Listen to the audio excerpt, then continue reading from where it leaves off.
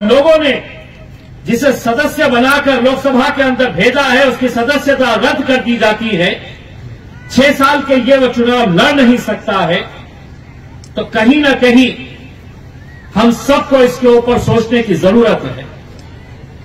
क्या इस तरह की भाषा क्या सिर्फ एक राजनीतिक पक्ष के नेता ने कहा है? क्या ये सही बात नहीं है कि उसी लोकसभा के अंदर रहने वाली साध्वी प्रज्ञा सिंह ने भरी सभा के अंदर ये कहा है, उन्होंने लोगों से, अपने मानने वालों से ये कहा है कि घर के अंदर हथियार रखो, छुरे चाकू रखो, क्योंकि तुम्हें इस्तेमाल करने का ये मौका आने वाला है। उनका एक मंत्री कहता है कि देश के गद्दारों को गोली मारो सालों को, यह भाषा का इस्तेमाल होता है और कोई भी इसके ऊपर हम विरोध करेंगे, क्योंकि हमें किसी एक राजनीतिक पक्ष को नहीं बचाना है, बल्कि इस देश के संविधान को बचाने का वक्त आया है। जिस संविधान के बारे में खुलेआम ये कहा जा रहा है कि अब इसको बदलने का वक्त आया है। 2024 के अंदर मुझे मालूम है, अगर गलती से यही सरकार हुकूमत के अंदर आ जाएगी तो सबसे पहले मैं अक्सर लोगों से यह कहता हूं कि अगर ये सोच रहे हैं, और मैं खास तौर से मेरे दलित भाइयों, अंबेडकरी समाज को, बुद्धिस्ट समाज को यह पैगाम देना चाहता हूं, अगर तुम ये समझ रहे हैं कि निशाने के ऊपर तो इनके सिर्फ मुसलमान हैं, तो हम सबसे बड़ी गलती कर रहे हैं। हमें तो निशाने के ऊपर रखा गया है, लेकिन आज मेरा नंबर आया है तो कल आपका नंबर आने वाला है, और कहीं ना कहीं इस बात के ऊपर हमें बहुत गंभीरता से सोचने की जरूरत है। इसीलिए मैंने आज ये कहा है कि कल जब उसका कत्ल हुआ था तो मैं खामोश था, आज मेरा कत्ल हो रहा है तो तुम खामोश है। हो सकता है कि आज मेरा नंबर आया है, कल तुम्हारा भी नंबर आ सकता है। आज यहां पर यह आप लोगों का सौभाग्य है कि यहां पर समाज के धर्मगुरु आदरणीय भंते जी यहां पर बैठे हुए हैं।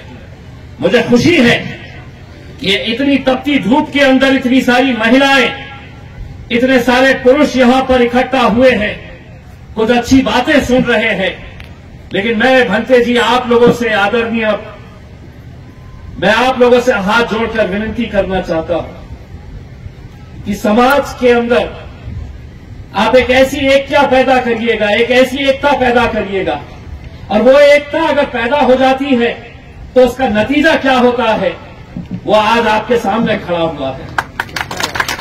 यह आप लोगों का आशीर्वाद था, आप लोगों की मेहनत थी, आप लोगों का साथ था, कि जिसकी वजह से हमने पूरे देश भर में एक पैगाम दिया कि अगर बुद्धिस्ट समाज, दलित समाज, मुसलमान, पिछड़ा समाज अगर एक ताकत बनकर खड़े रहता है तो हमें किसी के पीछे जाने की जरूरत नहीं। हम अपनी हुकूमत खुद बना सकते हैं, हम अपनी ताकत खुद पैदा कर सकते हैं। मुझे यहां पर जैसे ही मैं आया तो मेरा एक यहां पर बहुत मजबूत साथी है, मेरी ताकत है यहां की, राहुल वानखेड़े। उसने मुझसे कहा कि साहब यहां पर कोई सभागृह बनाने का है, कोई सभागृह बनाने का है, और उन्होंने मुझसे, दरअसल ये है कि प्रांतोष वाघमारे हो या राहुल वानखेड़े हो, इनके अंदर ये कला बहुत अच्छे से है। मैंने अभी, भाते जी आपको पता होगा कि बुद्ध लेनी के लिए मैं जब वहां पर गया था तो आदरणीय भंते जी ने मुझसे कहा था कि यहां पर मैं लगातार पिछले 5 सालों से वहां पर जाता हूं, धम्मचक्र प्रवर्तन दिन के मौके के ऊपर। उन्होंने मुझसे कहा कि यहां का हमको ब्यूटीफाई करना है, आप 10 लाख रुपये दे दीजिएगा। मैंने दूसरे ही दिन बुलाया और उन्हें मेरे ऑफिस के अंदर 10 लाख रुपए का चेक दे दिया। 10 लाख रुपए का पत्र देकर वो काम करना की शुरुआत हुई तो प्रांतोष ने मुझे वहां पर फिर से लेके गया कि बोले साहब आपका सत्कार करना है कि आपने पैसा दिए है करके, और धीरे से भंते जी के कान में बोल दिया कि 10 लाख नहीं और 10 लाख मांगिए। मैंने उसी वक्त उसी जगह के ऊपर इसलिए किया कि मैं 5 साल से वहां पर जा रहा हूं और पूरे महाराष्ट्र से बुद्ध समाज के लोग वहां पर लाखों की संख्या के अंदर आते हैं। मुझे इस बात का गर्व रहेगा कि अगले साल का होने वाला धम्मचक्र प्रवर्तन दिन के ऊपर आप जब जाएंगे तो उस इलाके को पहचानेंगे नहीं, क्योंकि 10 लाख के साथ मैंने और 10 लाख दे दिया और 20 लाख का वहां पर काम किया जा रहा है। तो राहुल ने भी जब बोला कि आपको आना है तो मुझे मालूम था कि राहुल कुछ ना कुछ तो मांगने वाला है। मैं राहुल को भी ये कहना चाहता हूं कि कल आना ऑफिस के ऊपर और कल आपने जो मांगनी मुझसे की है उसका पत्र लेकर चले जाना, और इसकी जिम्मेदारी राहुल तुम्हारी रहेगी कि यहां पर एक अच्छा जो भी आप बनाना चाह रहे हैं उसका सही तरीके से इस्तेमाल होना चाहिए। मेरी ख्वाहिश यही है कि भंते जी मैंने तमाम समाज के लोगों को ये बताया हूं और एक बार फिर से आपके पास दोहरा रहा हूं कि पिछले 20 सालों के अंदर इतने बुद्ध विहार, इतने सामाजिक सभागृह, पुतलों का सुशोभीकरण बाबा साहब अंबेडकर जी का हो या गौतम बुद्ध जी का हो।